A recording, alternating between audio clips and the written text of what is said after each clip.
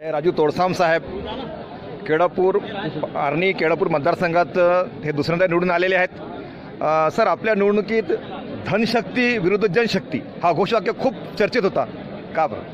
खरी गोष्ट आहे, कारण की जवळपास 40 वर्ष जी व्यक्ती महाराष्ट्राच्या सदनामध्ये नेतृत्व केलं, त्यांना 1980 पासून तर 2024 पर्यंत एकाच घराण्याला तिकीट मिळत, तो कलंक मी 2014 पासून पुसून काढला, तरी पण शेवटला प्रयत्न यावेळेस आदरणीय मोदी साहेबांनी त्यांच्या मुलासाठी केला आणि करोडो रुपये त्या ठिकाणी खर्च केला। परंतु म्हणूनच तो नारा आमच्या ह्या ठिकाणी प्रसिद्ध झाला की धनशक्ती विरुद्ध जनशक्ती। सामान्य कुटुंबातला सामान्य कार्यकर्ता भारतीय जनता पार्टीने माझ्यावर जबाबदारी 2014ला टाकली।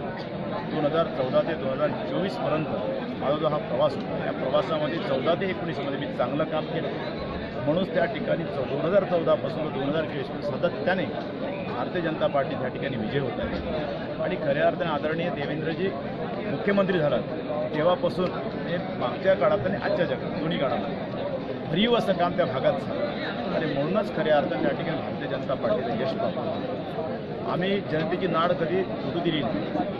सामान्य कार्यकर्ता त्या भागामध्ये मी काम करतो, आजही करतो, उद्याही करणार। त्यामुळे त्या भागातल्या लोकांना माहीत आहे की जमिनीवर राहून काम करणारा कार्यकर्ता आणि म्हणून हात दाखवा आणि गाडी थांबवा असं एक स्लोगन माझ्या बाबतीत माझ्या विधानसभेत चालते। काही माझी जर गाडी गेली तर लहान पोरगासुद्धा म्हणतो की 750 जो गाडी जा रही हो राजू तोडसाम की जा रही।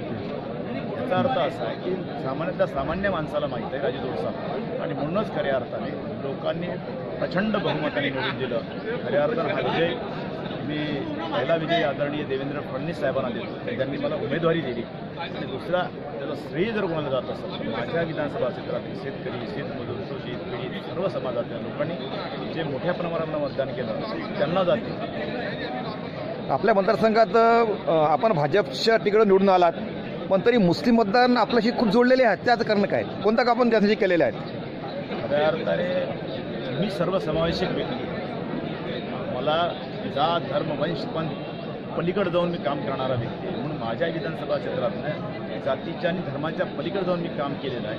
म्हणूनच खऱ्या अर्थाने त्या ठिकाणचा हिंदू बांधव असेल, त्या ठिकाणा मुस्लिम बांधव असेल, त्या ठिकाणचा ख्रिश्चन बांधव असेल, त्या ठिकाणचा आदिवासी असेल, बंजारी असेल, कुणबी असेल, कोणी असेल, या सर्व लोकांना हवा असा वाटणारा उमेदवार म्हणून राजू तोडसाम होता आणि म्हणूनच खऱ्या अर्थानं सर्व लोकांनी सर्वसमावेशक सहयोगी आणि सर्वांच्या सहकार्याने मला मताच्या रूपाने आशीर्वाद देऊन या सदनामध्ये त्यांची सेवा करण्यासाठी पाठवलं आणि म्हणूनच यशाचं श्रेय या सर्व लोकांना देतो। मतदारसंघामध्ये आपण काय करणार? आपण काय योजना आपली काय आहे मतदारसंघासाठी? काय करणार? मतदारसंघामध्ये खूप सारे काम करण्यात आले, परंतु आपल्याकडे जो कालावधी आहे 5 वर्ष, त्या 5 वर्षामध्ये पूर्णतः आपण विकास करू शकत नाही आणि म्हणूनच या 5 वर्षामध्ये काही मी अजेंडा ठेवलेला आहे, काही मी प्रोजेक्ट डोळ्यासमोर उभे केलेले आहे। कदाचित या 5 वर्षामध्ये जर मी लोकांना न्याय देऊ शकलो तर माझ्या एवढा भाग्यवान व्यक्ती कोणीच राहणार नाही। माझ्या भागामध्ये मोठ्या प्रमाणावर कापूस होतो। पांढरकवडा तालुका म्हणजे माझ्या विधानसभेचा एक तालुका आणि दुसरी गोष्ट यवतमाळ जिल्हा हा पांढऱ्या सोन्याचा जिल्हा म्हणून परिचित आहे। सोबतच एक कलंक आमच्या जिल्ह्याला लागला आहे, तो जगाच्या पाठीवर आणि देशाच्या पाठीवर। यवतमाळ जिल्हा हा आत्महत्याग्रस्त जिल्हा म्हणून आणि म्हणून या जिल्ह्याचा कलंक पुसायचा असेल, त्या भागातल्या शेतकऱ्यांच्या आत्महत्या रोखायचा असेल तर त्या भागातल्या शेतकऱ्यांना आपण सिंचन दिलं पाहिजे, अर्थातच पाणी दिलं पाहिजे, वीज दिली पाहिजे, शेतीला उपयोग असणारे साहित्य दिले पाहिजे, योजना दिल्या पाहिजे आणि त्यावर आधारित उद्योगधंदे त्या ठिकाणी उभे राहिले पाहिजे। हा माझा पहिला अजेंडा आहे आणि म्हणूनच त्या भागामध्ये जर मोठ्या प्रमाणावर कापूस पिकतो, आशिया खंडातला लांब धाग्याचा उच्च दर्जाचा आणि हाय क्वालिटीचा धागा जर त्या ठिकाणी बनत असेल तर त्या ठिकाणी आपण टेक्स्टाईल पार्क तयार केला पाहिजे।